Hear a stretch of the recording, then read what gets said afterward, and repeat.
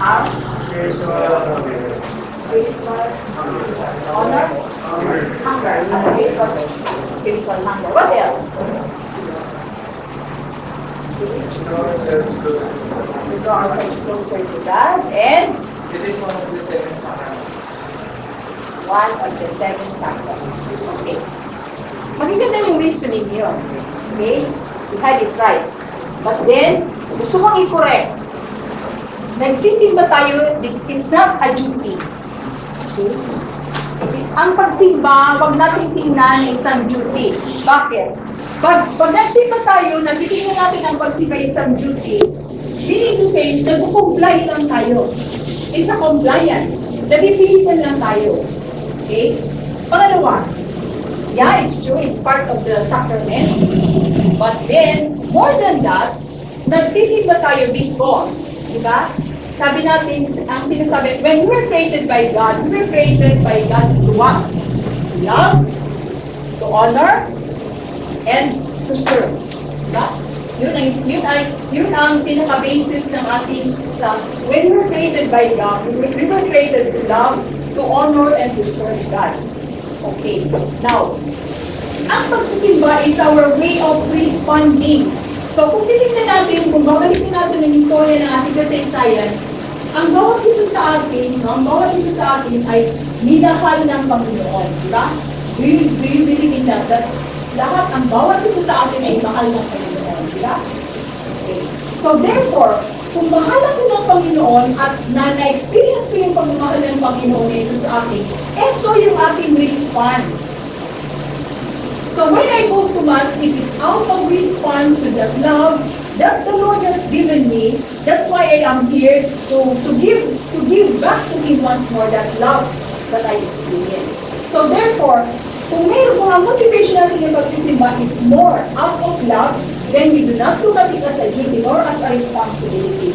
So much so that, you feel that spiritual hunger. You hunger for the Lord. That's why you are here.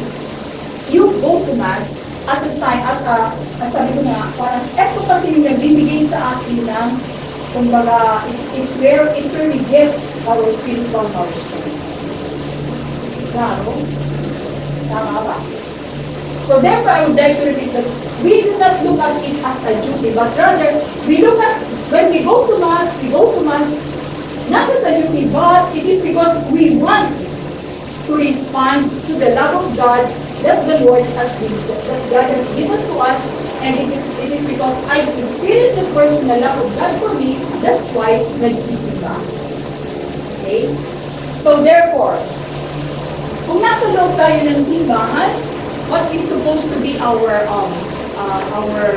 disposition kumbaga? Ha? And yes? You must behave. Okay. We must behave properly. Pag sinabi natin behave properly, it's to be.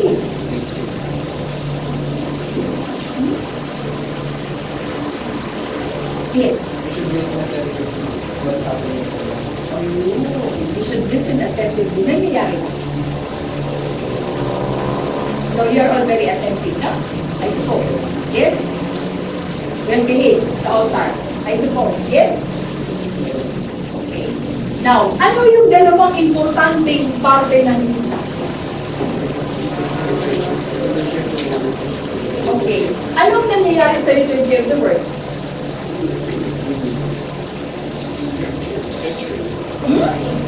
Ano yun? Ano nangyayari sa liturgy of the word? Proclamation of the word of God. And then, what else?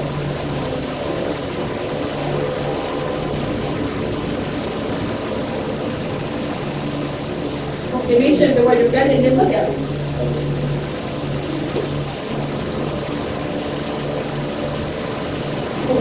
What else? Huh? Ayun, gospel, and then what else? What else? Okay, yung homily, which is the reflection na, okay, and it's very important. Napapakinggan natin yung homily. Bakit? Kasi, yun ang nag-synthesize, yun ang pinakabuod pinapaliwanag sa atin and kung paano natin i-apply yung Word of God ngayon sa ating life. Diba? Okay? So, sa yung liturgy of Eucharist, ano nangyayari?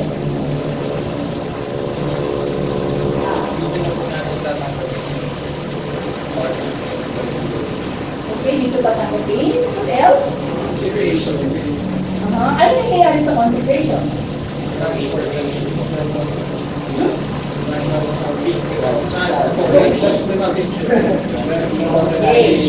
So, nandoon, nangyayari yung tinatawag natin transubstantiation or the process wherein the body, the bread and wine become the body and blood of Christ.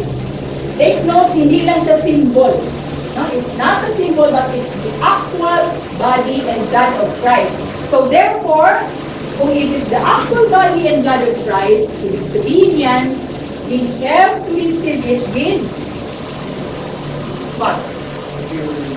With a pure heart and what kind of disposition?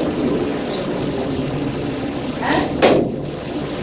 So, if this is the body, the real body and blood of Christ, then therefore, it is very important that we receive His body and blood in a disposition wherein we give due respect and reverence to the body and blood of Christ. That's okay? Okay, so now we proceed.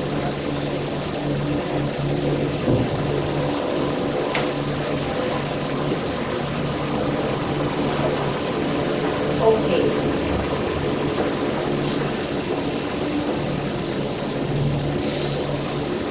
So, the Mass comprises of ilang parts? Okay.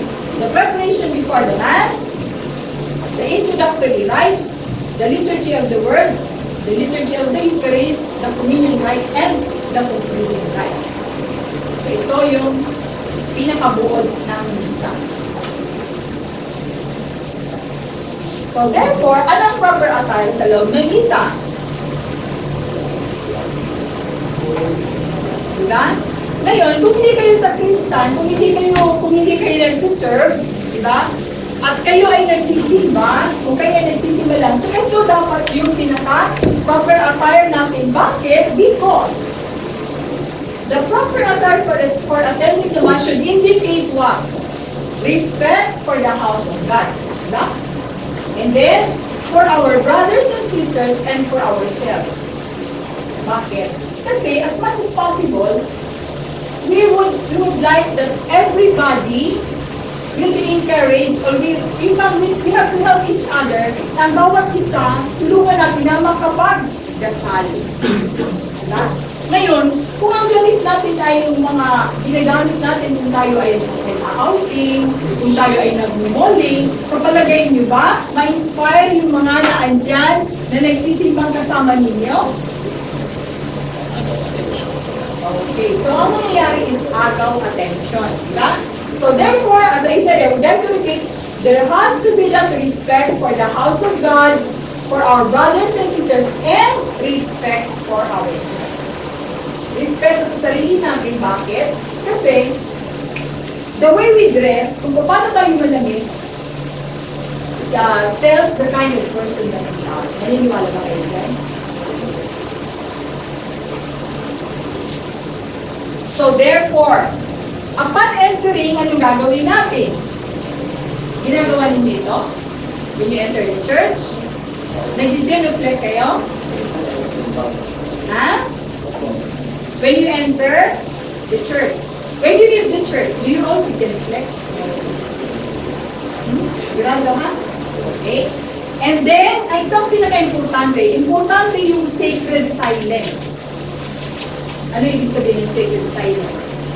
Kung pumasok na ako sa simbahan, di na ako dapat makikipag-usap kahit kanina.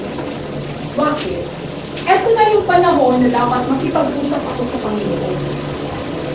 Now, kung may gusto akong kausapin, you go out of the church.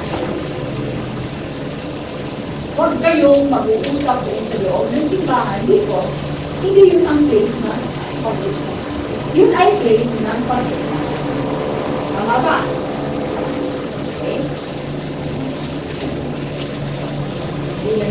maintain yung posture.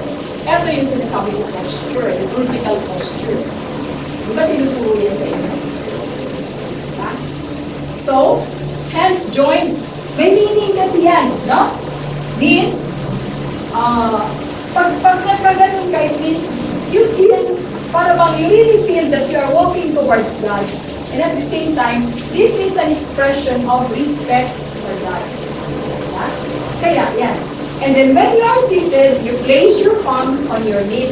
So, hindi na, minsan nakaupo, anong ginagawa? Nag-aanuhan. Tama ba? Ginagawa ba? Hindi naman. Minsan ko nakaupo exercise. Ginagawa, hindi. Ha? Oo. Wala na akong kausap. Hindi. Ginagawa, hindi. Hindi. Behave kayo, di ba? So, when you talk of worship, di ba? When you talk of worship, sinasabi natin sacred worship. Yung sacred worship natin involves the 5 senses. Kaya, it's very important na nakikinig tayo, pinakikinggan natin yung Word of God. Kung tatanungin kayo, sino sa inyo nagsimbalang Sunday? At kayo, ano yung gospel of Sunday? Balance. Balance.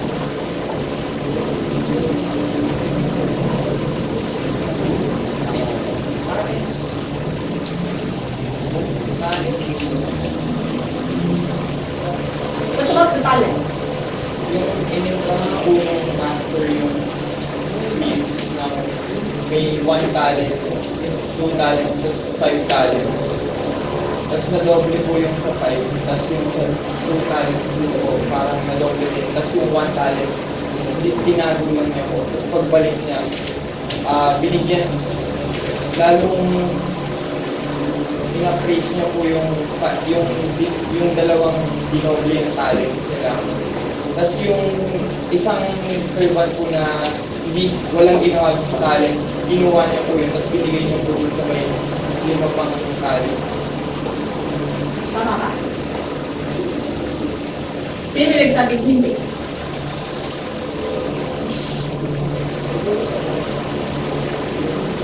Hindi, no?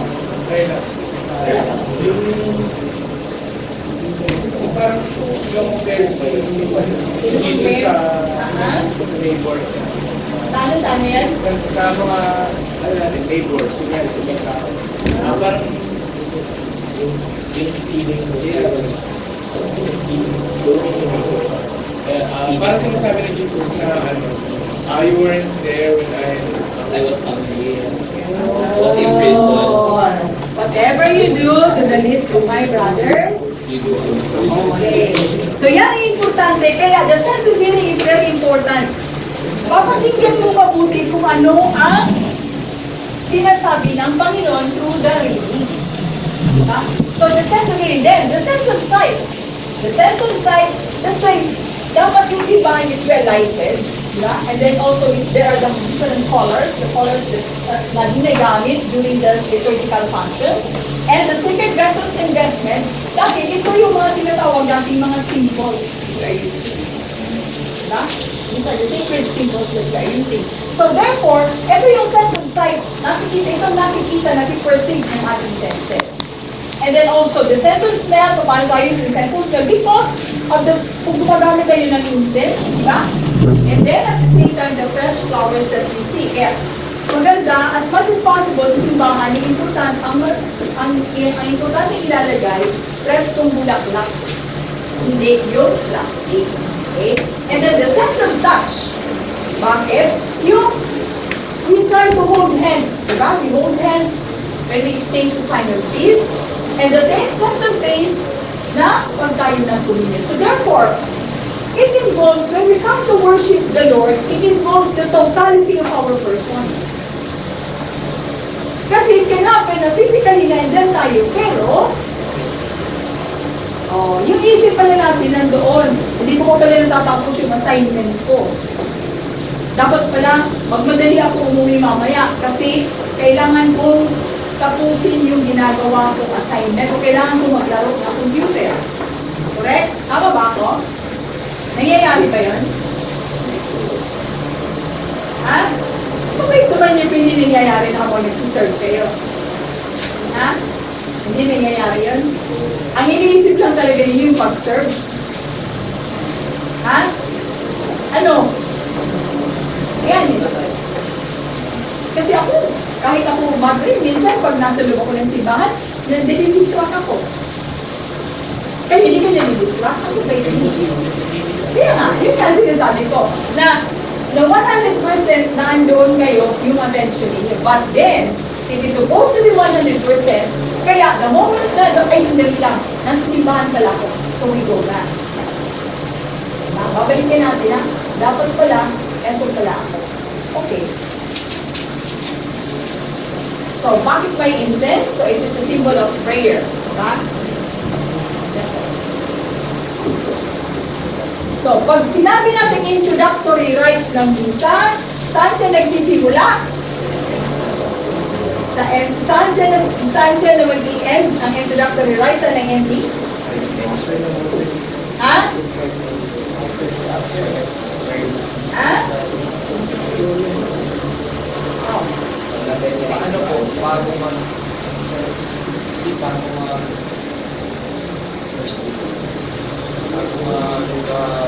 What part is that? What part do you call that one? What part is that?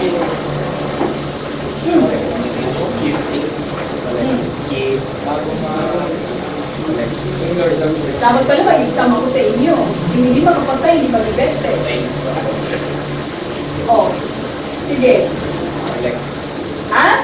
Ano? Nagsisimula ang introductory rites saan? Entrance? Saan nagtatapos? Ha? Ha? So, ano-ano ang mga naan dyan sa introductory rites? Entrance procession ba else? Ha? Oh.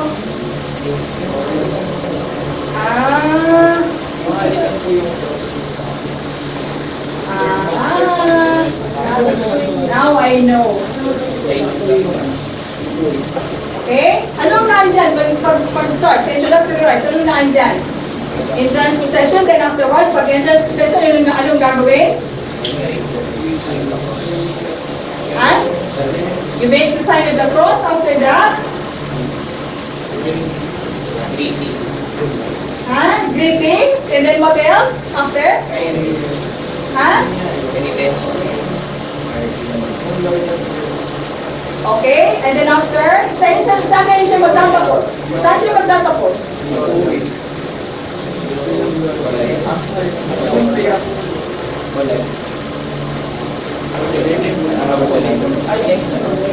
Ano ang kulit? Okay.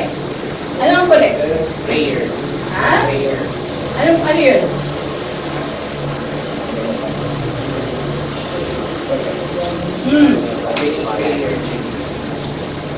Yung kulit, yun yung tinatawag natin na prayers na nililisay pagkatapos na ano yan, yung kumbaga it is commonly used as, commonly known as the opening prayer.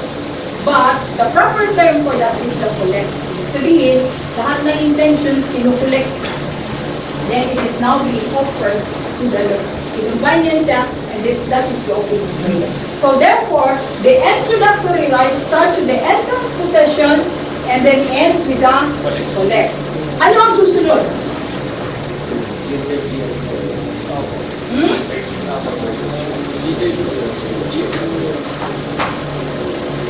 So therefore, upon reaching the altar, what happens? You make a profound vow, diba? Before the altar, and then the priest fixes the altar, and then the book of gospel is placed on the altar. So bali yun ang mga nangyayari. Okay?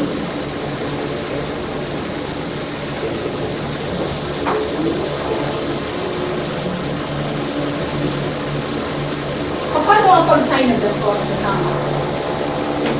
Paano? Okay?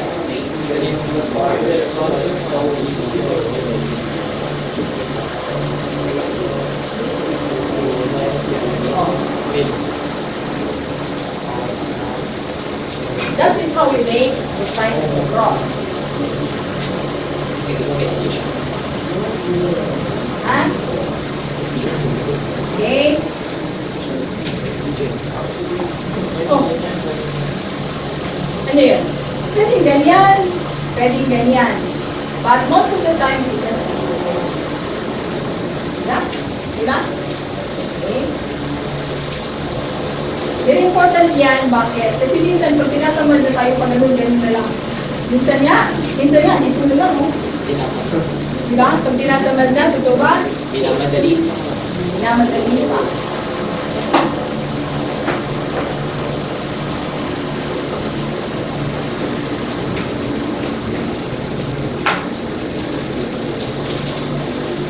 Okay.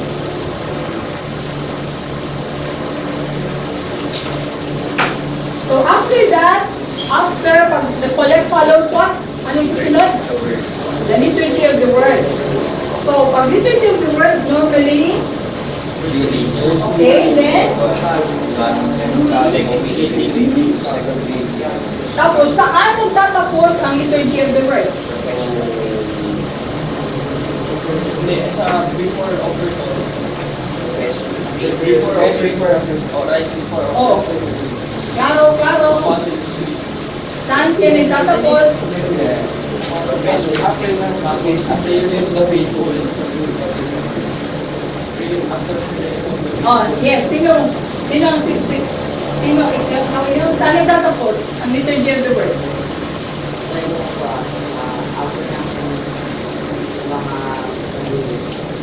After na? Second reading. Ano yun? Ha? The sermon. Wala. Saan? before offertory. Before offertory. Ano ba talaga? Saan ba talaga? Ha? Before offertory. Before offertory. What particular part before the offertory? Anong particular part na yun? Dapat alam ninyo yan. Okay, the prayers of the faithful or the universal prayer.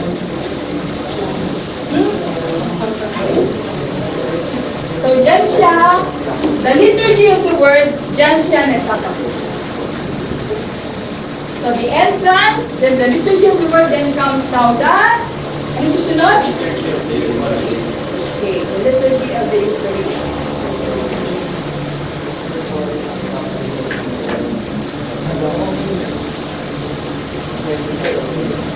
Okay, now, di ba bago binabasa ang gospel? Bago binabasa ang gospel, anong ginagawa natin bago binabasa ang gospel?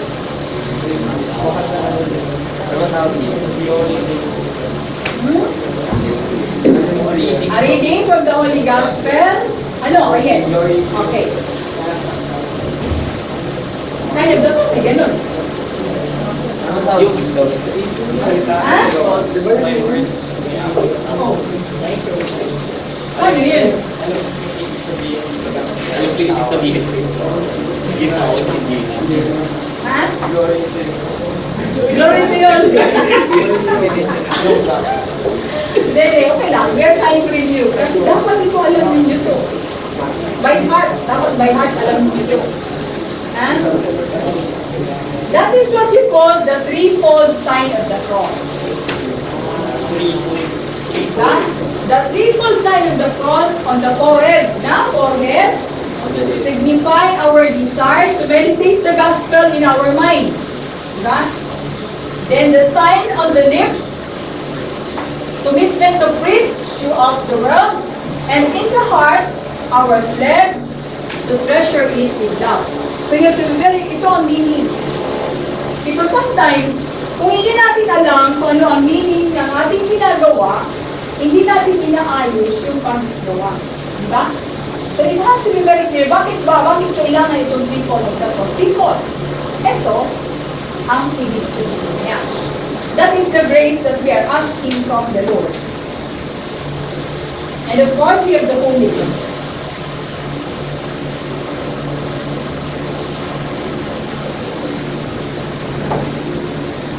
And now, susunod, the second part, the next part, which is the liturgy of the Eucharist. Okay. Ano-ano naman ang mga parts na naandyan sa liturgy of the Eucharist? Chronological lang, chronological. Yes. Preparation of the gift. Then, Prepare, then consecration, then memorial acclamation, tapos including rites. okay, thank you. Anybody?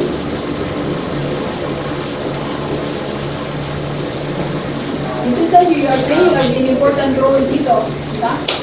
Oh, sige.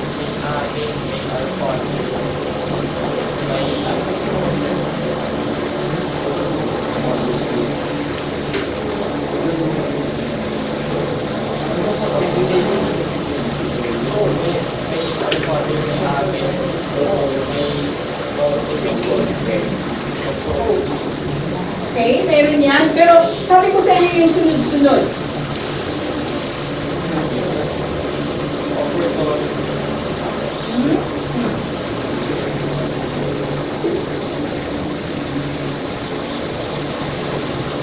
Oh, sino makasagot sa akin? Sino may alam?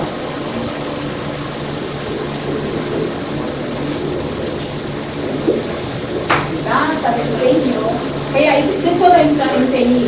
Pag nagsisimba tayo, we have to be fully focused. Kasi nasusundan natin yan. Kaya natutulog ka, kung everyday ka nagsisimba, masusundan mo yan siya. Masusundan mo yan. Natutulog ka, pwede mo yan i-recite by heart. Okay, so ito siya. Diba? So the liturgy of the Eucharist, we have the preparation of the altar, the procession of the gifts, yung offertory procession, then the prayer over the offerings before papasok tayo sa pinaka-heart, which is the very heart of the Mass, which is consecration, and that is where we have the Eucharistic prayer. And anong napapaloob doon sa Eucharistic prayers? Eto siya. So you have the preface, you have the Holy, consecration, memorial acclamation, doxology, and the Great Amen. What is the importance of the Great Amen? Bakit kailangan as much as possible sa liturgy, sinasabi na ang Great Amen is supposed to be sung. Or pag hindi siya kinanta, dapat it has to be publicly professed in a loud voice. Anong importance ng Great Amen? Yes. Symbolism po na hinahanda naman natin sa iyo na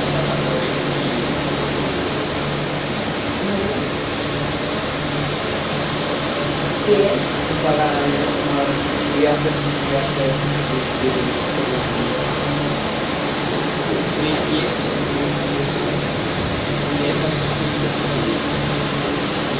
Diba? Pag nagsabi yung pare ng through him, with him, in him, nakataas yung sacred host, and hawak niya yung chalice, o nandoon yung blood ni Cristo. Diba? It is what he is trying to tell us through him, with him, in him. Ibig sabihin yan, pag sinabi mong amen, you say, I believe, yes, na ikaw talaga yan. It's not, again, I would like to correct, hindi siya symbol, ha? Sinasabi mo with all your heart, yes, Lord, I believe na ikaw talaga ang naandyan. You are the one present here in the form of the body, in the form of the host and the wine. So nga, yun. Okay.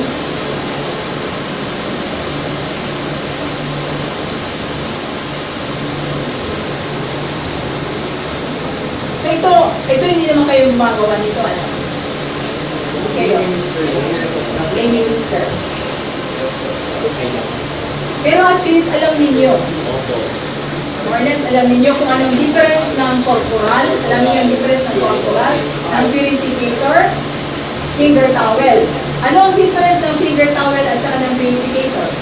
yung finger towel po pang sa washing of hands. Tapos yung purificator po pang linis nililinis yung chalice. Paano ninyo ma-distinguish na ito ay finger towel na ito ay purificator? Yung cross, yung cross po, nasa gitna.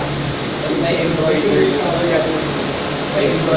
purificator. Tapos yung finger towel yung cross nasa center. Right. Center side. That's right. Very good.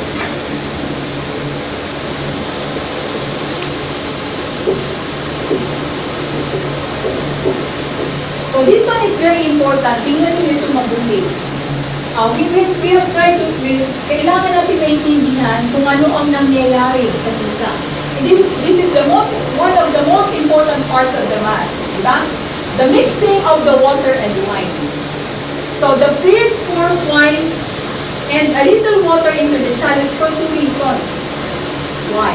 First, the two natures of Christ, which is the divine and the human. So we believe that Christ is not only human, but at the same time, He is divine. He's not only divine, but He is human. So dalawa ang nature ng Kristo, di ba? And therefore, to signify the participation of the faithful, the water, through the sacrifice of Christ. So at this particular time, this is now my own participation in the sacrifice of Christ. So when, you have to be very attentive, pag dumating tayo sa parteng ito, that is where sinasabi natin, ang ibig sabihin natin, sinasabi natin sa Panginoon na, I unite myself to the sacrifice of Christ in this particular sacrifice that is going to take place in this sacrifice of the Lamb. So yung aking pagkatao, yung aking weakness and limitations, I offer it together with the offering of the wine. That's why this is a very solemn moment. In some instances, in some liturgical functions, as much as possible, hindi nila, wala ito supposed to be, wala ng song ito, wala ng offertory song. Bakit? Kasi that is there has supposed to be silence in this particular part, because now you are trying to make a prayer and offering to the Lord na sana yung aking weaknesses, yung aking mga kahinaan will be together with this wine and asking the grace from the Lord na sana ma-overcome ko yung aking mga kahinaan. That is the meaning of that.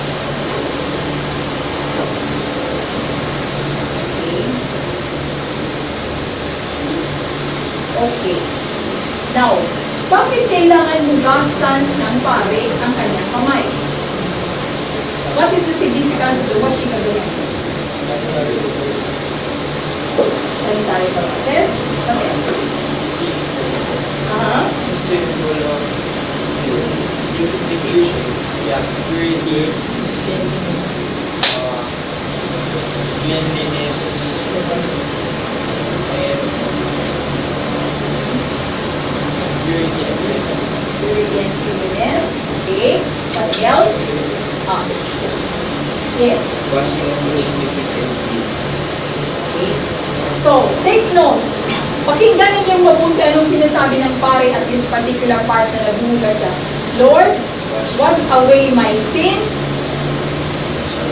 my iniquity, and cleanse me from all my sins. So it is more than just because nag-receive siya ng yung gifts, di ba?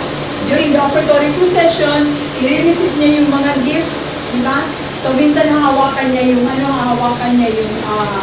pera, may envelope, so hawakan niya yung offertory. So kailangan niya na maghugas ng kamay. But more than that, it is asking the Lord to cleanse him from his own sinfulness para maging acceptable to the Lord yung sacrifice na kanyang gagawin. That is the meaning of that.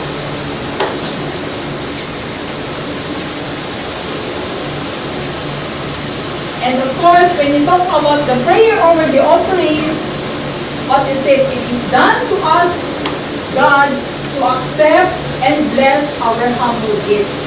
So that is the prayer over the offering.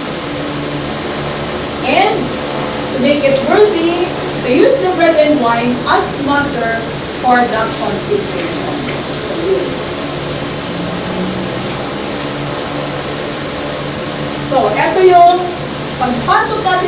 Eucharistic prayer, ito yung mga components ng Eucharistic prayer. And it is a very solemn part of the Mass, no? Ito.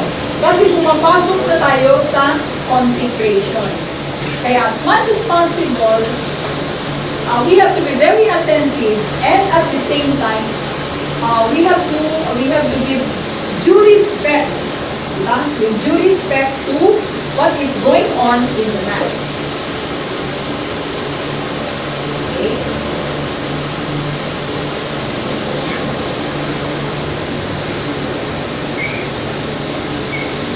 So, ito yung sinasabi natin, this is what.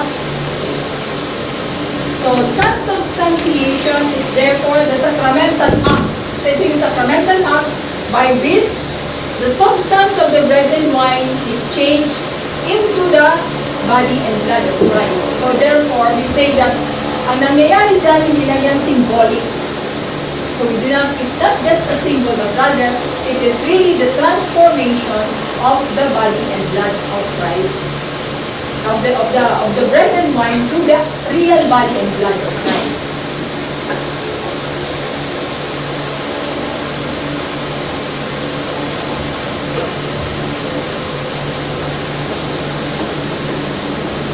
So that after communion, what happens?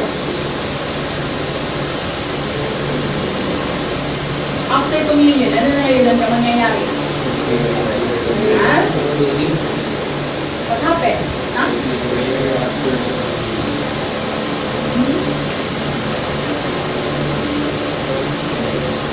What is the purpose of the prayer after communion? Huh? Oh.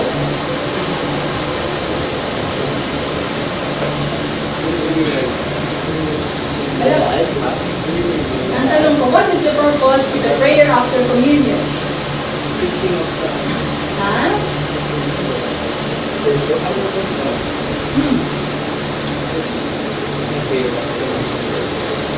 Bakit kailangan may prayer after communion?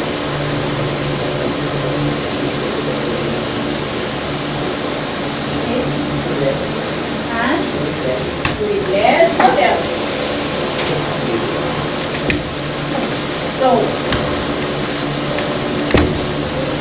the prayer after communion is said by the priest standing at the altar or the chair. It's a gift. Yan. And the purpose of this is to give thanks to God for the gift of the Eucharist. So, it's an act of thanksgiving for the gift of the Eucharist and to encourage the faithful to practice it in their life. So, therefore,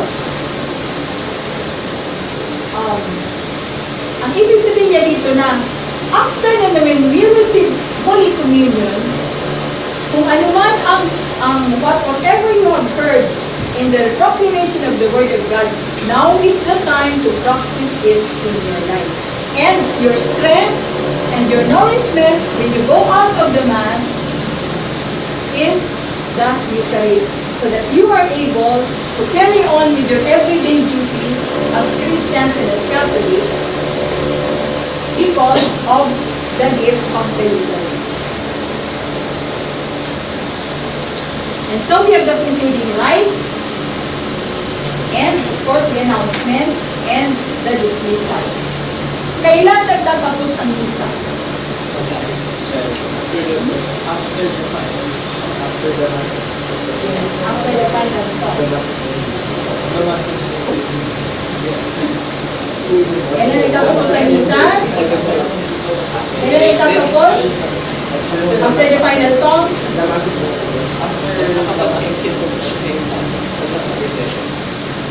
after the final blessing. So, ayan.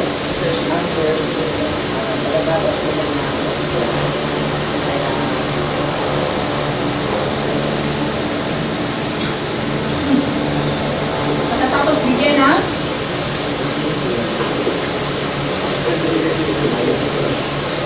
Oh. Kailan ba natatapos ang misa? O natapos ko talaga ang misa? Ay, hindi. Bakit hindi tayo natatapos? You apply. Must be applied.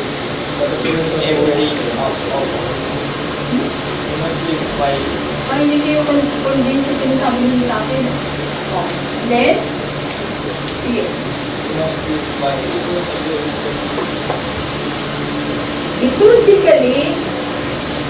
Liturgically, ang misa natatapos after the final blessing. Liturgically.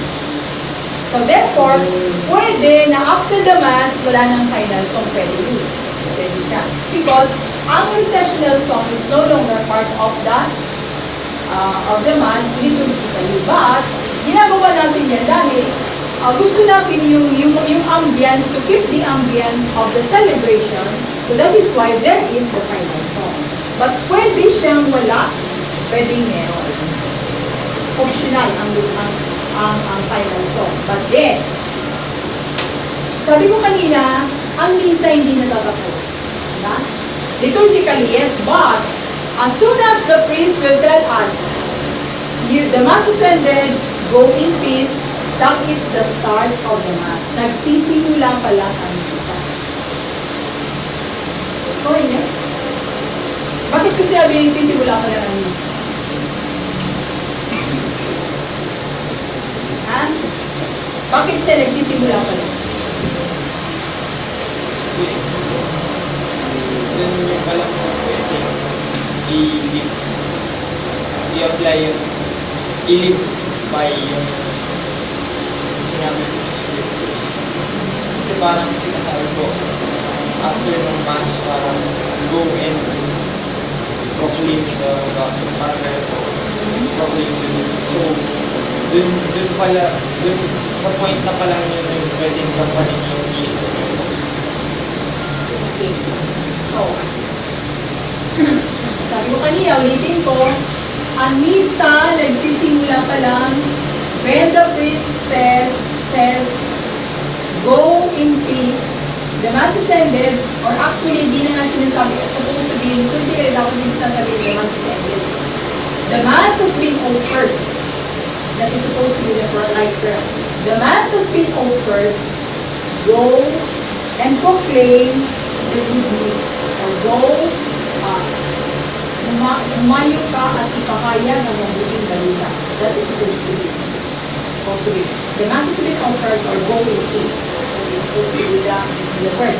Why? Because nagsisimula pa lang ang misa para sa atin because paglabas natin ng simbahan, nagsisimula pa lang tayo na i-apply sa buhay natin yung sacrifice of Calvary na where we participate at the holy sacrifice of Christ.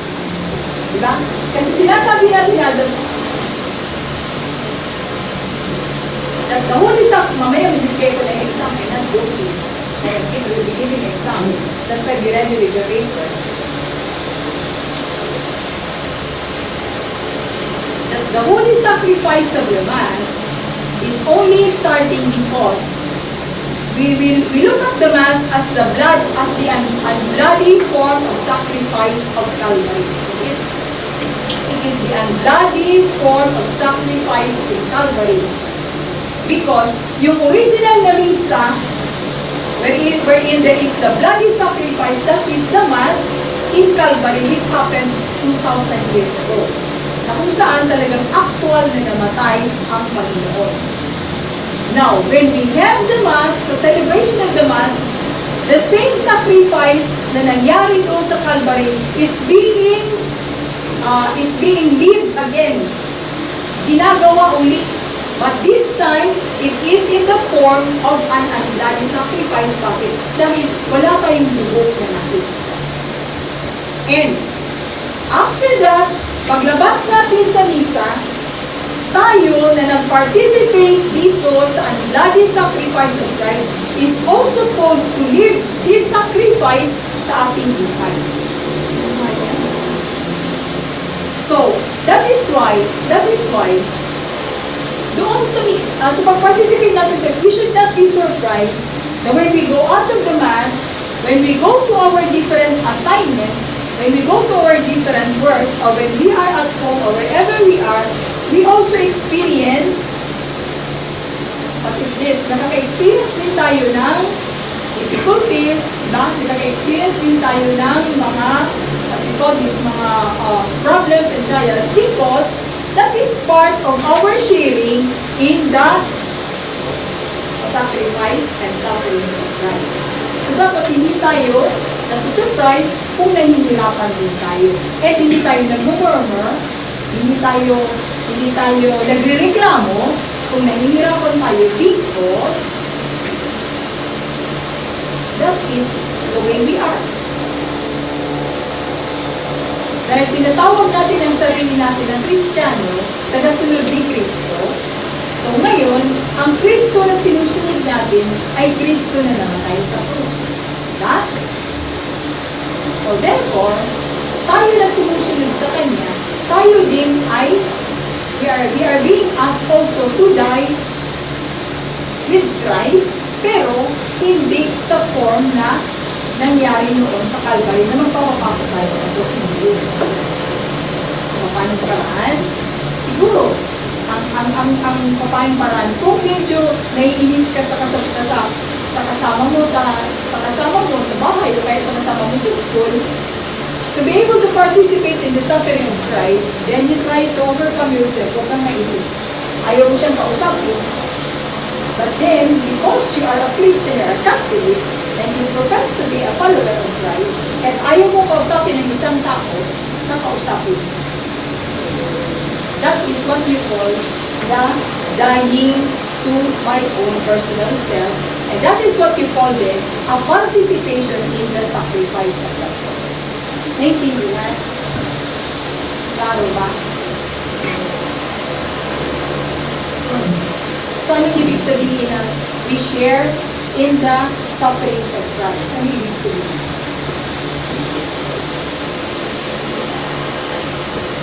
And how is it translated? Paano ito nangyayari sa araw-araw nating buhay?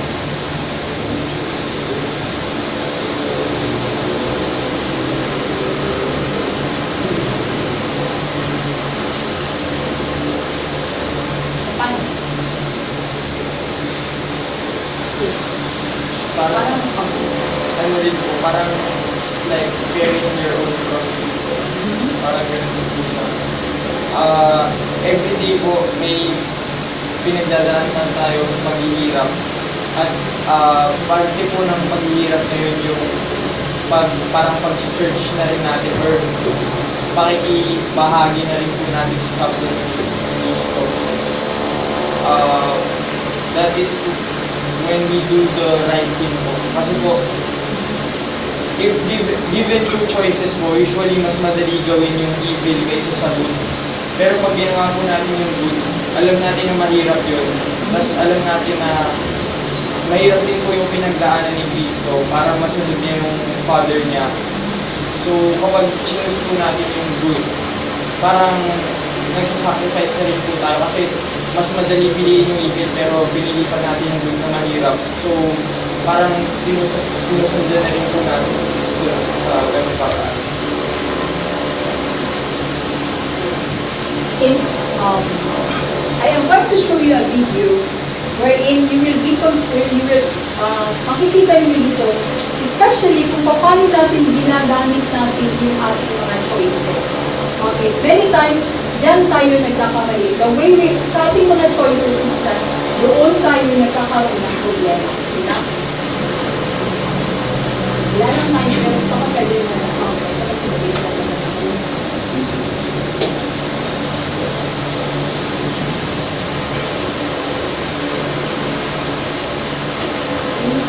Matulog.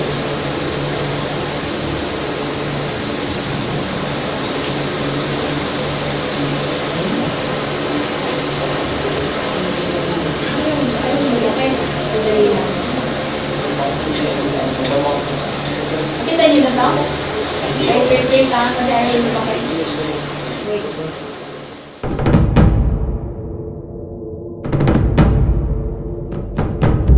You did well so far, Ragu. I believe you're You ready become a monk? for one final task, Ragu. Travel up to North Mountain. There you will find an ancient tree that bears a sacred fruit. I would like you to collect that fruit for me, Ragu. wait by the tree for the fruit to fall. Remember, Ragu, you must be patient.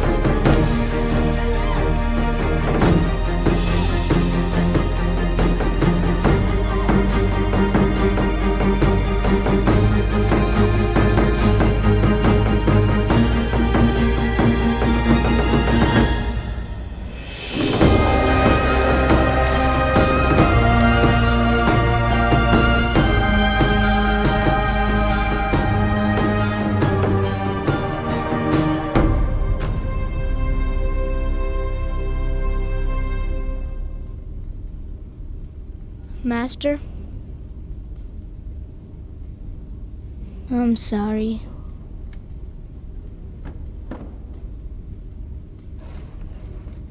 I don't deserve this.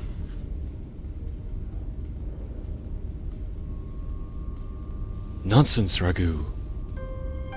My friend and I think otherwise.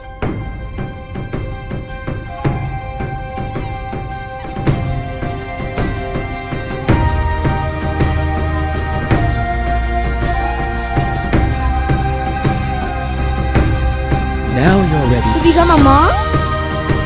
Yes, Ragu. To become a monk.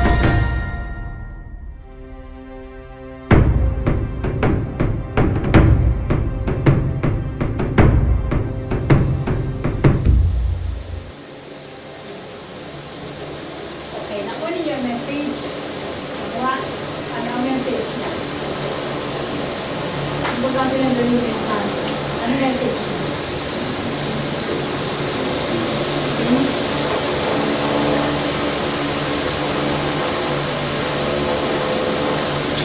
Meron mo message para sa inyo. Yun wala. Meron ba? Ano message?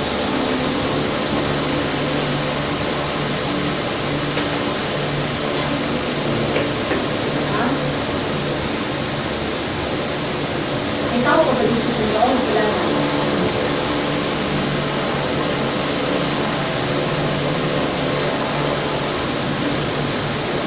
Meron wala. Meron message wala. Oh, ano yun?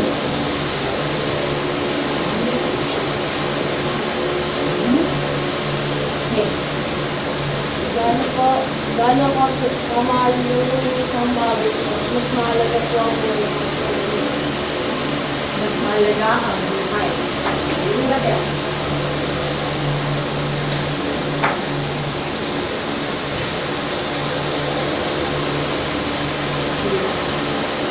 Kailangan po, mag-uwi tayo. Kahit na marami pong obstacles na dumating. Katulad nung tinakaw yung mga pinapol pa rin niya, mula sa dulo. Dito tayo dapat sa buko. Hindi naman siguro. Priority.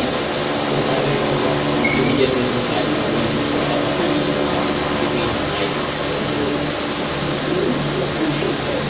Isipin mo muna yung dito.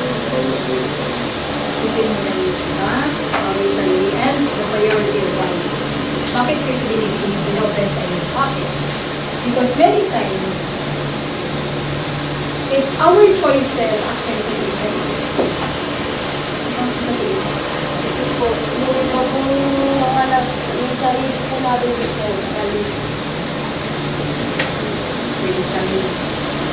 Many times, sa ating mga choices, doon tayo palagi nagkakaroon ng dilema, o problema. Halimbawa, it's very obvious minsan. Yung parents ninyo sasabihin niyo, huwag kang lalabas ng bahay, huwag kayong aalis dahil kailangan dito ka lang muna dahil may pupunta na kung maiwan ka sa bahay. Kaya, sabi yung nanay yung tatay, huwag kang aalis. Anong gagawin? Stay mo sa bahay? O ano? Ha? Nag-stay sa bahay? Sinundan ba yung sinunod ba kung ano yung sinabi ng magulang o ano? Lahat kayo nag-stay pag sinabi ng stay at home? Sure? Lahat? 100% lahat kayo?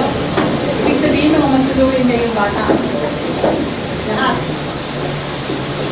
Kahit na yung barkada nyo yung nandiyan na, naghihintay sa inyo. Papapasukin na lang. Kasi bawal lumabas. bawal lumabas. Papapasukin na lang kasi bawal lumabas. Halimbawa, eto naman. Minsan ay nangyayari kasi, minsan ay nangyayari that, may isang bagay na gustong-gusto mo. Di ba? Gustong-gusto mo isang bagay. Ngayon, by all means, dapat sasabihin mo sa sarili mo, by all means, dapat makuha ko to. Di ba? Hindi na yung sinasabi niyo sa sarili niyo. Gagawin ko ang lahat para makuha ko itong bagay na to. Now, in that particular instance, halimbawa, gusto-gusto niyong pilihan kayo, gusto-gusto niyo na bumili ng isang bagay ito. Pinaghirapan na mag-save and then mag-save para lang mabili niyo yung isang bagay na yun. Then one day, sasabihin ng nanay, pwede ba, anak, o sabagay mga mayaman kayo, pwede ba, hiramin ko muna yung pera mo kasi ilalaglag ko dito sa pambili natin. Will you be willing to give that money? Sa reality, hindi lahat. Diba? It's an ideal. It's an ideal. But, when we are confronted with choices, kaya ba natin isakripisyo ang ating sarili for the sake of the others? Yun ang tanong. Halimbawa, ako ang in charge. I'm in charge ng isang, ako ang in charge sa inyo. Now, if one day, somebody na alam ko na hindi naman masyadong matalino kayo sa akin, ang mag-take over sa aking position, am I willing to renounce?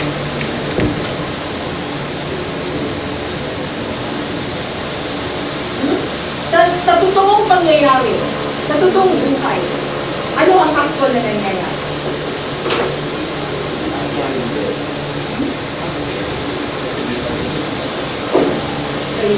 Hindi natin kayang ipagpalit. Bakit? Kasi, mas alam ko na mas magaling ako kaysa sa kanya. Pero kung ako, I will give. Bakit? Because, that means to say that I am trusting this person. So therefore, ang mangyayari din is, I am there, I will give him the opportunity to serve. Pero, nandyan ako sa appreciate niya, to support. Diba? Yan yung ibig sabihin. Na sometimes, may mga pangyayari sa ating buhay na kailangan natin i-give up ang ating mga preferences. Di ba minsan, nangyayari sa atin na kung sunod-sunod na kayo nag-serve, nagre-reklamo kayo, hindi. Ayun, from morning hanggang hapon, walang iba, nag-serve kayo lang, nagre-reklamo kayo, hindi. Talaga? Ako guys din naman. Ha? Kung from morning hanggang from the first month to the last month kayo mag-serve. Ha? Hindi kayo nag-reklamo. Hindi kayo nag-complain na napagod na kayo. Ha? Okay lang sa inyo yun. Na kayo lang ang mag-serve. Wala iba. Yun ang sinasabi ko. That's what I'm trying to say. Kung one, siguro okay. Diba? Pero kung every week yun ang gagawin ninyo, or every day yun ang gagawin ninyo, kaya nyo bang sakripisya?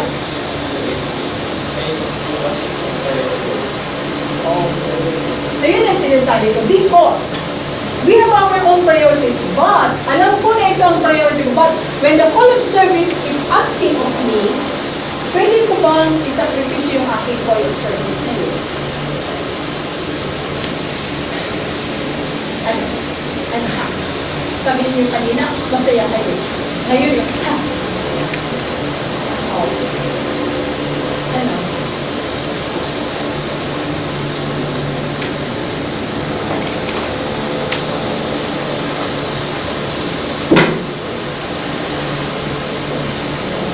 Kung nag-repeat, hindi lang pwede. Kung once a week, okay lang.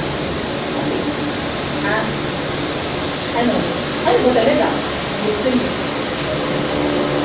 Isang privilege din sa akin. Ang kailangan ko sa atin, ano ba talaga ang gusto ko mangyari? Ayaw ko na, nag-reklamo ako, then napapagod ako. Tama, it's okay. Nag-reklamo ako because gusto ko balance, gusto ko mag-relax.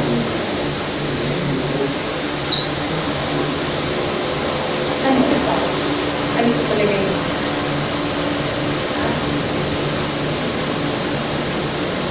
Hindi lang naman po ang service yung pinaka-importante.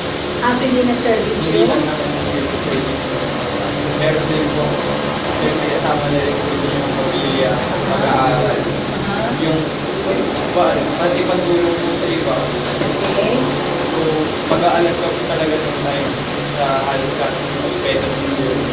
Kasi hindi naman po pwedeng po service lang kasi baka po makalimutan nyo na rin po makatulong sa kapwa, kakasunod na kakasunod. Baka makalimutan na yung Baka makalimutan nyo na po yung Lord. Baka makatulong sa iba, kakasunod na kakasunod. in other words, importante yung balance. Diba? But, sometimes, may mga panahon na limaw, may mga panahon na talagang hindi na iwasan. Na kailangan mong mamili.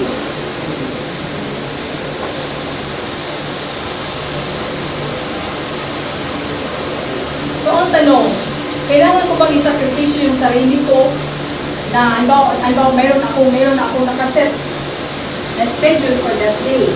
Pero here comes the emergency, right at the anong tawag dyan, last moment, tinawagan ako na wala daw mag-serve, kailangan kong pumunta. Nandiyan na, paalis na po, kasi may pupuntahan kami. Kaya i-give up. Depende po. Halimbawa, kung mamamatay na po yung magulang ko na nasa ospital. Wait, that is so, halimbawa, nandiyan na kasi nakaset na kayo ng mga barkada ninyo na go. Mali. Ayan na lang. Pwede naman sa pagbigas. Or halimbawa, meron ka na talagang importanteng bagay na pupuntahan. Pero, nandiyan, tinawagan ka, pwede ba pumunta ka muna dito kasi kailangan talaga kasi walang iba. All set to go ka na. Ano yung gagawin? Lahat kayo yun ang magiging be very honest.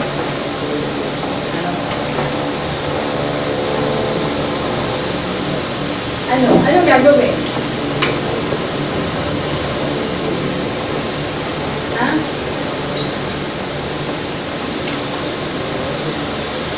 Anong gagawin natin?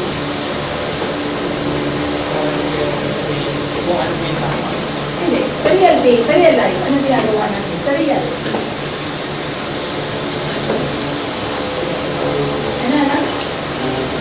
Sino nga alam na? Ano sasabihin? Normally, anong ginagawa natin?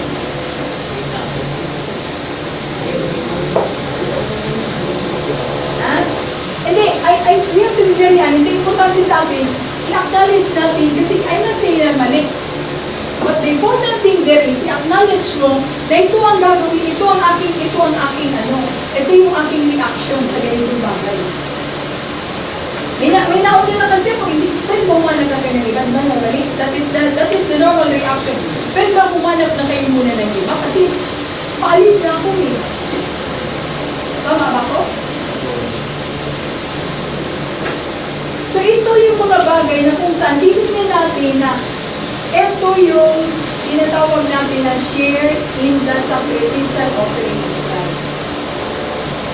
Mga konting-konting na bagay ito, pero kung titignan natin ito yung ating share in the sacrificial offering of Christ. Ito. Na kahit na nandyan ako, maalis na ko, but because ito yung tawag sa atin, am I capable of giving up priority? Because ito ang hinihiling sa akin. Nakuha niyo yung sabihin? Nangyayari ba yan sa inyo minsan? Hindi ba lang nangyayari? Ha? Hindi ba lang nangyayari? Akala ko ba eh. Mga babait kayo. Ako yung pag tinawag lang ako ka.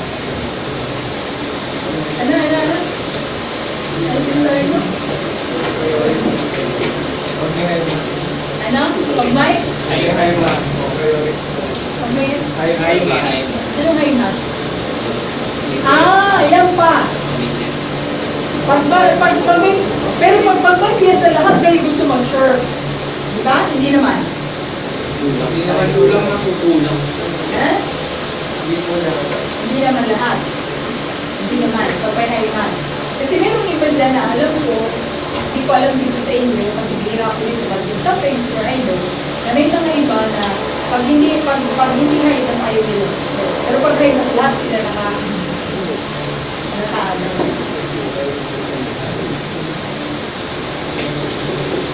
Ano?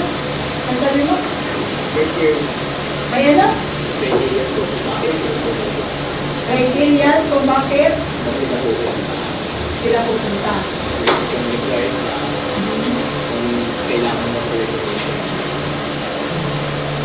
Ano yun? Ulitin mo, hindi ko makuha. Ano sabi mo? Pupunta lang po pag kailangan. Sinabi mo pag kailangan po. Kasi pwede naman po isang kanina. Ngayon, lumaba. Kaya lang kami. Yung ibig kong sabihin, kasi kung magkakagal kayo magkasama, dapat you are free to express kung yung nakikita ninyo. Diba? Because it can happen talaga na one and the same person, sila ang palagi nandyan. Diba? So because may room recommissioning yung mangyayari, lahat nandyan. Roll call. Ha? So kung wala recommissioning, so okay lang. Ako. Pupunta ako kung gusto ko. Yan ang ibig kong sabihin sa inyo na you look at it as only as a duty. Hindi yan duty. Hindi yan responsibility. Not even a privilege. But rather, it is a responsibility. Remember this. Pag na-commission kayo ngayon, do not look at it as a privilege. Look at it as a responsibility. Bakit? It is an added responsibility on your part because may mga bagay na kailangan nyo isakripisyo because meron kayong call of service. And at the same time, you have to remember, na pag nandun kayo sa altar, tinitingnan kayo ng tao. Tinitingnan kayo ng ibang mga bata. Tinitingnan kayo ng ibang mga tao outside of this parish. Sino yun? Sabi niya, yun yung kowa ng St. Therese. Pero tingnan mo. Sabi niya, tingnan mo. Pasigaw-sigaw, paano-ano kung makapag-treat ng kapwa niya. So you look, that's what I'm trying to tell you. It's a responsibility to give good example to the others. Pag nakasunod kayo ng sutana, may ibig sabihin yan. Hindi lang yan sa isang palamuti. Pag sinuot ninyo yung sutana, ibig sabihin yan, I am trying to put on Christ. Yung sutana ay simbolo ni Kristo. I am putting on Christ.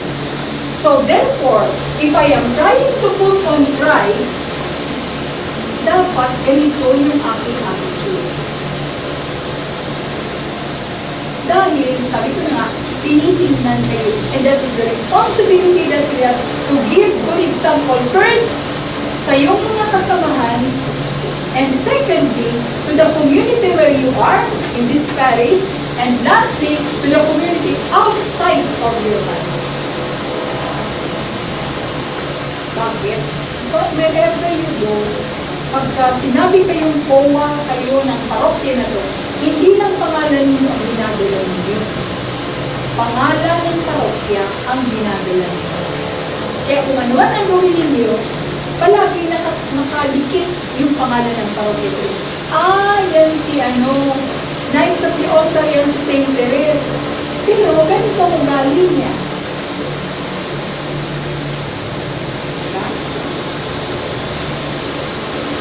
Basta napakinggan nyo, yan si Knights of the Altar, yan si St. Therese. Alam mo, ang kapit niyan. Respectful pa yan. Pag nakakita siya ng matanda, na may daladala siya, yung matanda na yun, pag nakita niya na may dalang mabigat, kaagad tatakbo yan siya at tutulungan yung matanda. At saka alam mo, sabi niya, yan siyang Knights of the Altar ng St. Therese, yan siya. Pagka makita mo yan siya na nakasakay siya sa sasakyan o kaya siya. Pag may nakita siyang medyo elderly na ibibigay niya yung upuan niya. Di ba basta pakinggan? Wala na yan ngayon. Kung nakakakita mga kabataan sa ngayon, observe this sentiment. Yung mga kabataan sa ngayon, nakakakita sila na naglalakad ng isang matanda na may bitbit. Kaya, dead. Dead, mabigat. Dead na yun. Hindi yan sa tulungan. Pero ikaw, when you call yourself a such, pag sinabi natin na ako is a church, I am a church worker, I am part of this community. So therefore, ito yung responsibility na attached to my being a Knight of the Altar. Sabi ko na hindi ang privilege. Hindi lang po kasi sa privilege. Kasi pag look at it sa privilege, yes, privilege niya kasi nakaupo kayo sa service. But more than that, yung responsibility niyo to give good example to the others. Very clear sa gospel, if you become a source of the tawag dyan, kumbaga ikaw ay source ng, what do you call it? Ano yan? Kasalanan? Ano yan?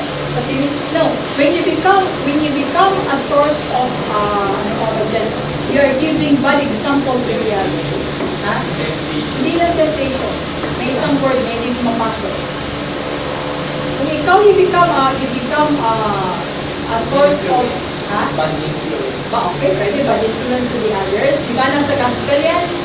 You better tie a millstone in the neck of that person and throw that in the river.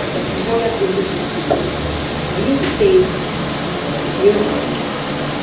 So, doon sinasabi sa atin na, wherever we are, especially when I am a church member, when I am with the pastor, when I am with the society, I have always to remind myself that I bring Christ. So therefore, it is not a privilege, but more of a responsibility.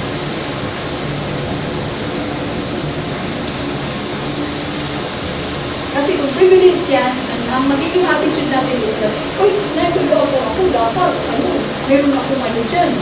Pupunta ako doon. Dapat, mauna kami servingan, kumain, kasi nagagawa ako. Diba? Ano yun? Ano yun usapan niyo?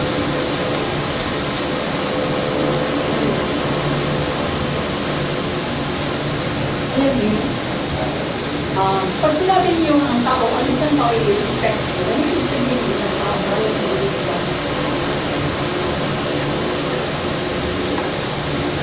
Ano pa pag-respect? Ano yung sabihin natin? Tao yan, marunong mag-respect. May pagkain. May pagalit. May pagalit. Okay?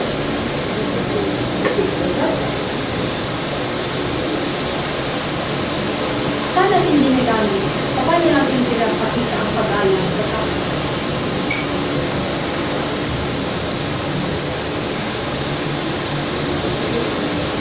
Discuss about information.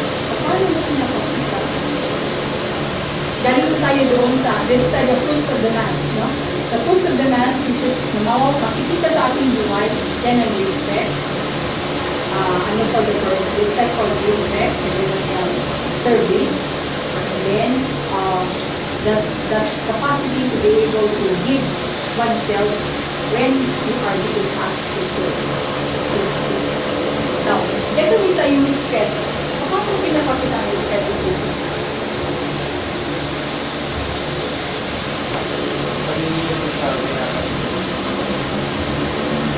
Paano yung sabihin na hindi binabas? How is it done in the faith?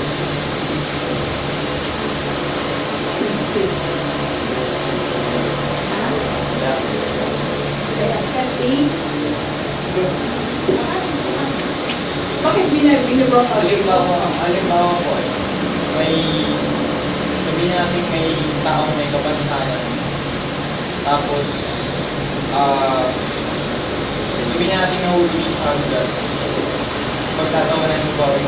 Parang pag pinagtawanan mo ang bastos kayo, hindi mo na po siya tinag-aalam.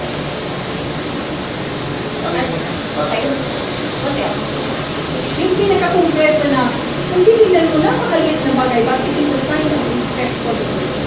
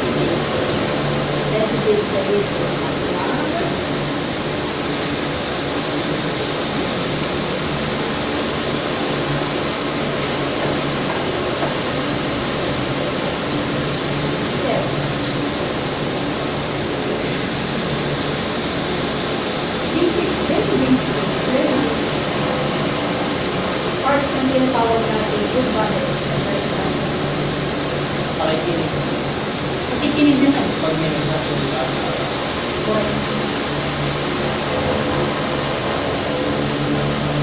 Mahirap makinig na. But we are all, kanina we're asked to exercise our sense of hearing. Kanya, the sense of hearing is very important. So therefore, at the time of respect to the person, you listen. Kaya hindi mo gusto ang sinasabi ng tao, kung nirespeto mo yung tao, papakinggan mo yung tao. Correct ba ako yun? Tama ba?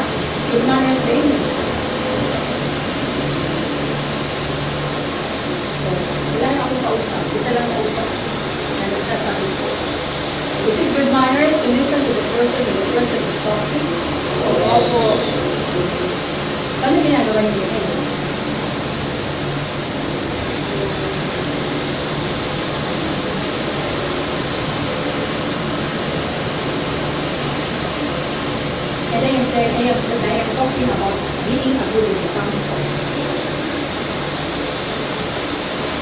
meeting are good witness. Galing kayo sa misa, so galing ako sa misa, ito yung fruits na receive ko, so therefore, ito yung mga fruits dapat ng misa. Pag nag-serve ako sa mass, ito yung mga fruits na dapat makuha ko. And it has to be, sabi ko kayo, translated sa liturgy. Nakikita yun, ito yung fruits na mass. Nakikita ko siya.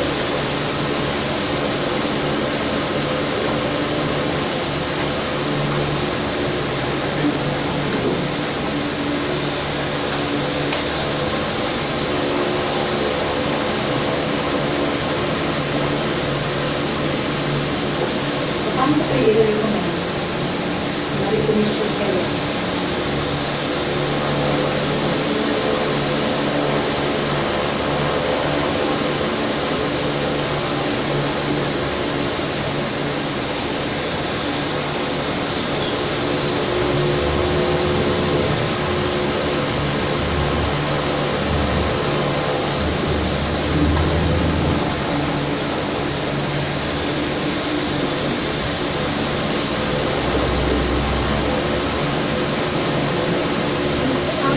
Ano ko wala kong sabi niyo, diyan sa nawala yung atin niyo. Yung basic respect for the person. Halimbawa, magkakasama kayo, hindi kayong text, hindi respect for the person. That is the kind of disrespect for the person. Sama kayo na, mag-usap kayo, dapat ikaw, sabi mo yung text. That is the kind of respect. Kasi, pag hindi ka nakikinig, ang ibig kong sabihin, unconsciously, sinasabi mo sa tao, hindi mo kailangan ng sinasabi mo. True po. Unconsciously, your actions are telling, I do not need you. I do not need you. That's why, hindi kita pinakinggan. That's why, every single Hindi ko yung sa akin sa bahay. I do not know. I grew up with a kind of na kami, pagka nandiyan ang nanay ko, bayaw niyo, kahit sino taong kausap ko, pakinggan niyo sa sama ko. Because I respect her. Isang tao, kahit hindi ko gusto, pag nagsalita siya, kung nag-listen to that person, because tao siya sa and that is basically because pag hindi ko siya pinakinggan and I do other things, it is just tantamount to telling the person, I do not need you, I shut you off. Because I do not like what you are talking. I do not like what you are doing. Get out of my way. Mga kapulo,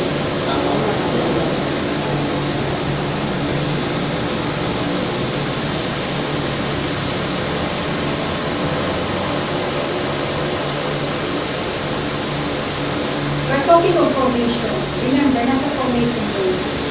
And I am telling you, inuna ko yung misa para makita ninyo ang relationship ng misa sa inyong everyday life. And ito, kung galing ako sa misa, dapat may pagbabago na nangyayari sa buhay ko every time I go to participate in the celebration of the Mass, so that when I go out of the Mass, may nakikita ang pagbabago sa akin. Because kung walang pagbabago sa buhay ko, ibig sabihin niya, walang epekto yung misa. Tama ba? Ha? That's what I'm trying to say, that it is not a privilege, but more of a responsibility. Because, dinadagdagan mo yung responsibility sa sarili ko dahil gumagamit ako ng isang symbol na kung saan it is very obvious for the other people, telling other people that I am consecrated to this service. So therefore, kung I am consecrated to this service, then therefore, I do things which is supposed to be in parallel with that kind of consecration to service that I myself have done.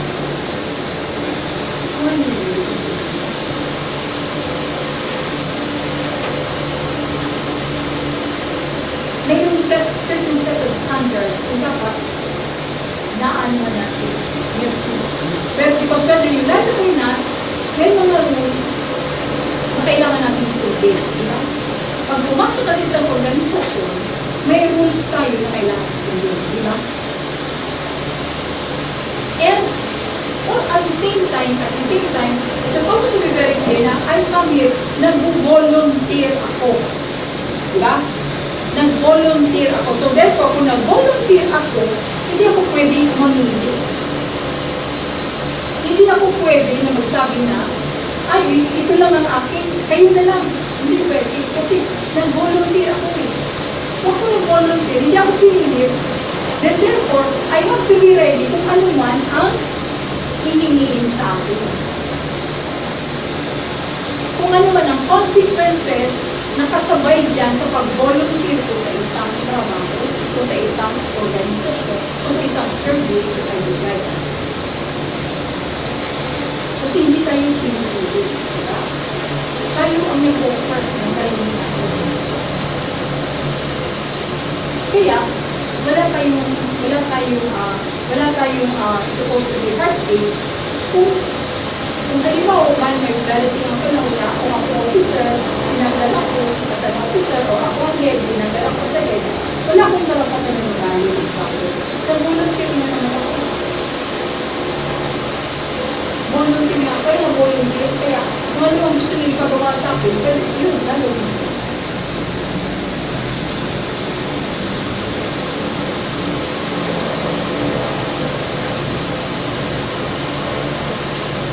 Tama. Wala na akong kausap. Bakit sinasabi ko yung sa'yo dito? Malaki ang responsibility mo. And every time na we become a source of difficulty, putting responsibility, talaga yung responsibility. Scandal, the word is scandal. When you become a source of scandal to others, okay? Kung ako tinitingnan ng iba, scandal sila sa aking life na ginagawa ko, scandal sila. You are leading that person to sin. So therefore, it is your responsibility. Kung nagkasala yan, responsibility na kakalutin mo yan sa inyo.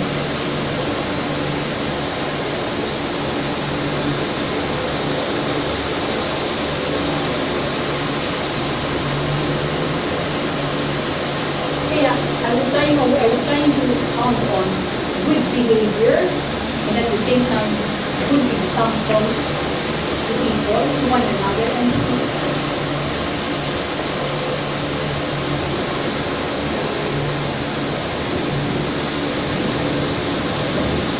Any reaction? Any comment?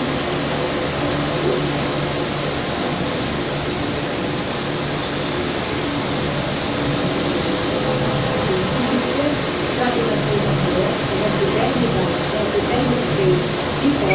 Dito sa service sa ministry nito, within business.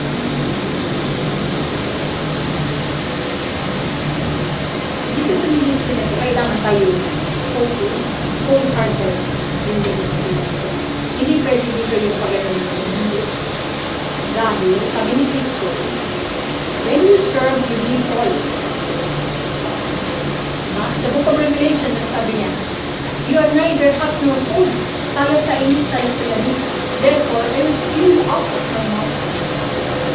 Because hindi ko alam, ano ka ba? Malamig ko ba o mainit? We do not say, hindi dapat ganun. Kung mainit, dapat mainit lang. Kung malamig, malamig. I'm trying to say is, when I give my service, I give to the students.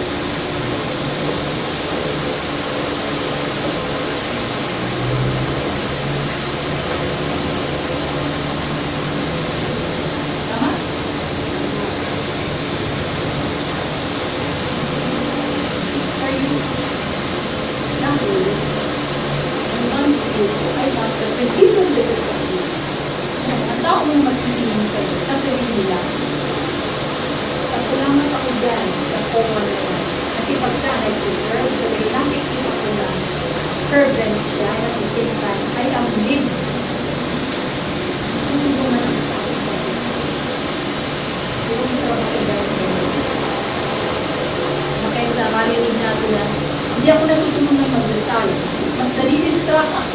Ilan sila? Nakarinig yung feedback sa iyo. Wala nag-feedback sa iyo. Ha? Wala. Ano kayo talaga? Wala nag-feedback sa iyo.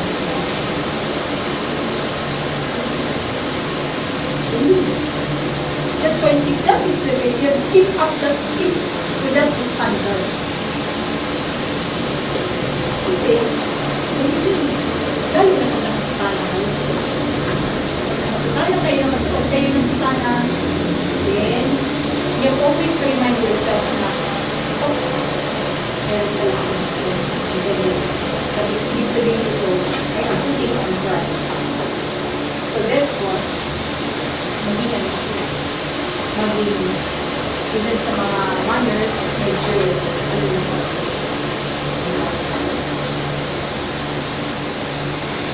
Tama ba sinasabi ko?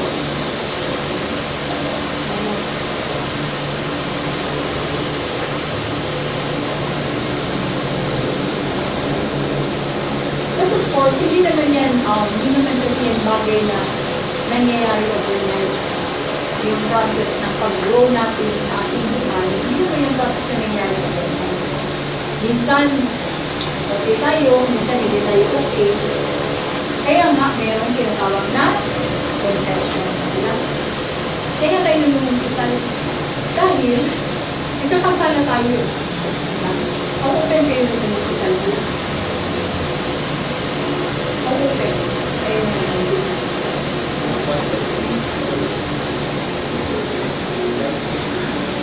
One touch. Thank you.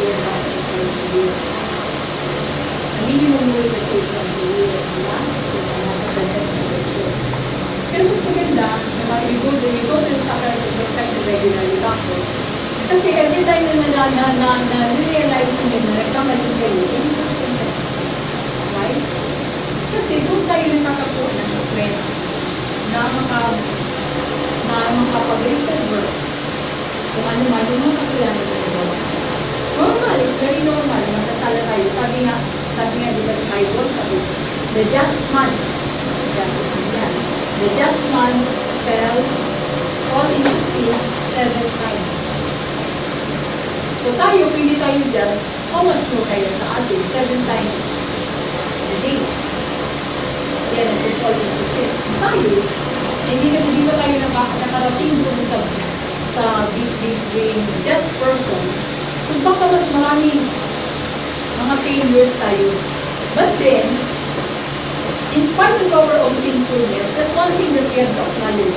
Even if ganito ako, makasalanan, even if ganito ako, na hindi naman ako perfect, pero pinili ako ng Panginoon na maging part of this organization. The Lord called me, and the Lord has chosen me to become a part of the life of the altar. So therefore, gagawin ko kung anong pwede kong gawin para makorek ko yung aking sarili.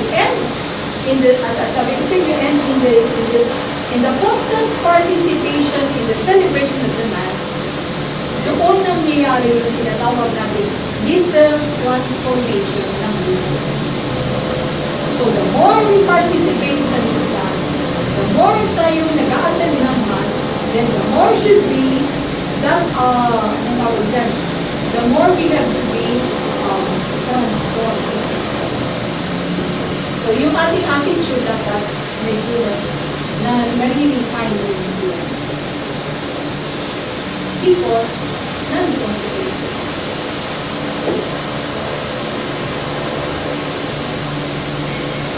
Lahat tayo ng kasalanan wala sa ating represent naman.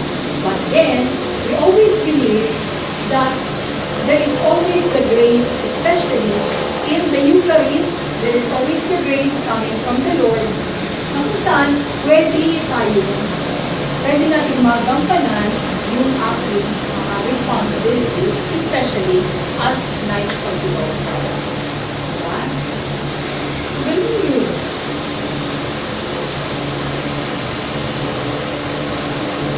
Hindi madali, minsan. Diba? Minsan, go sa organization niyo, meron kayo mga hour-hour, diba?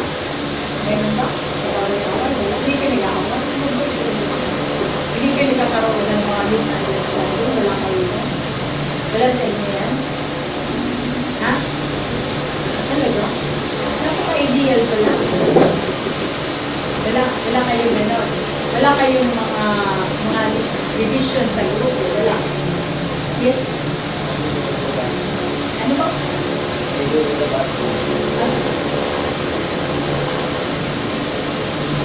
very normal na merong mga conflicts minsan sa organization.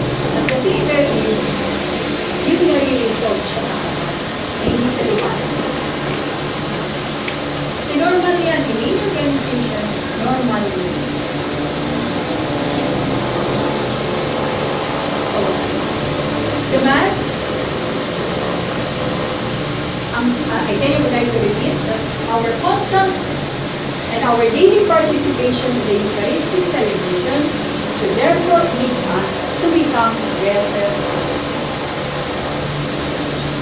Na? Kasi kung hindi, kung ang tayo, kung palagi tayo nagsisimba, pero wala naman nangyayari pagbabago sa buhay natin. Ibig sabihin niya, yung misa, the month of prayer, participating, walang epekto sa atin. Because kung gusto natin magkaroon ng effect, yung misa sa ating buhay. Therefore, it has to have a component with lead us to become better. I'm not saying perfect. What I'm saying is, we become better.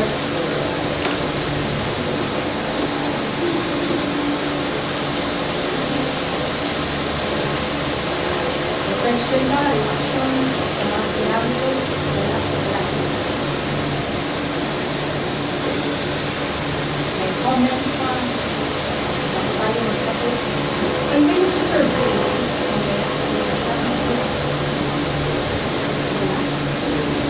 Because after this, they need to like power and cooperation.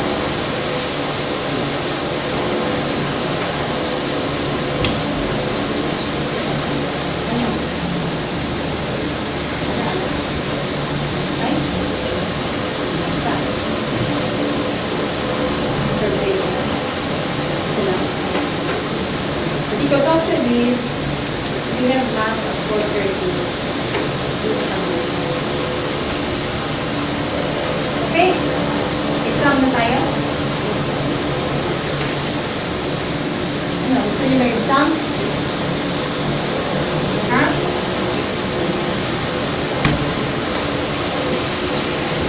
Pwede na? May exam? Wala na? Hindi na lang?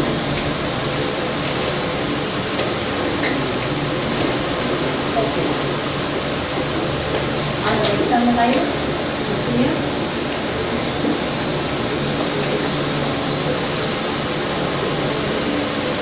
Wala akong ikausap. Wala na, answer na yes or no. Ha? Sige! Ah. Hello? Wala akong naririnig. Wala ang boses ninyo. Kanina pa ako na, kanina wala akong naririnig. Wala ang boses ninyo.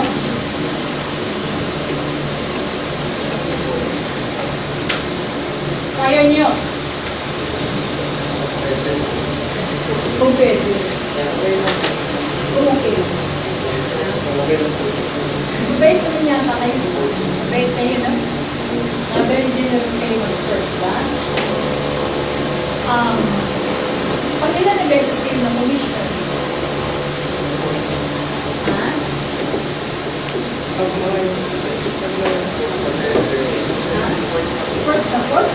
Fourth na? Sino dito naka-fourth tayo na? Na na-commission? Sino pinaka-may sagal? Pinaka-masagal? 7 yata hindi yan. 7 hindi yan. Bilang si 7 pa lang.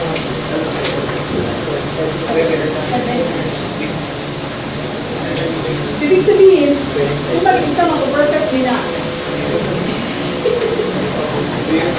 Ay, di pa. So anyway, sige. Di na lang. So to recap, ito lang sasabihin sa inyo. In the Eucharistic celebration, i-emphasize ko sa inyo kanina, pag nag-participate tayo, pag nandun tayo sa Eucharistic celebration, importante yung good behavior. We have to remember that we are in the presence of God, and the basic respect for the house of God, the basic respect for every other persons na nandyan because they're also there to offer their prayers and service to God.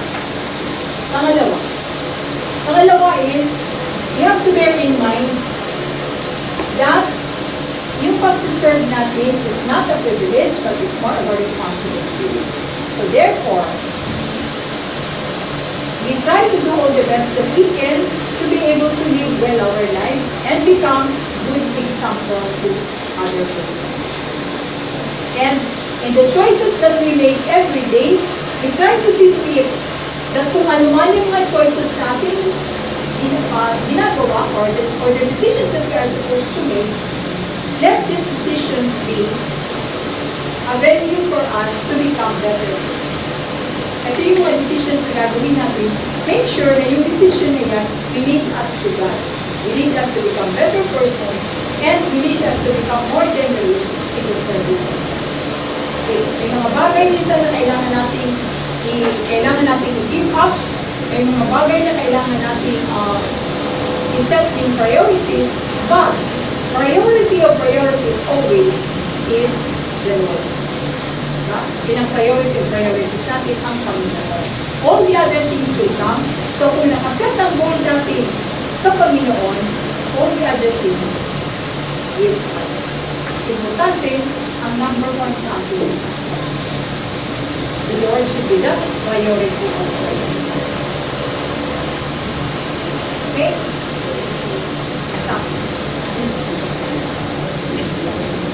So, sabihin mo na nga ulit kasi may mas kayo.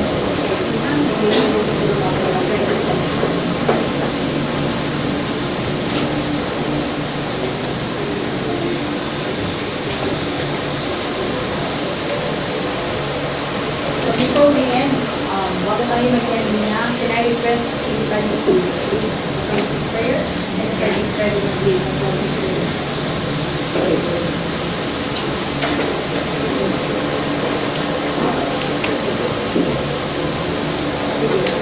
Ano pangalan na ito? Rafi. Okay.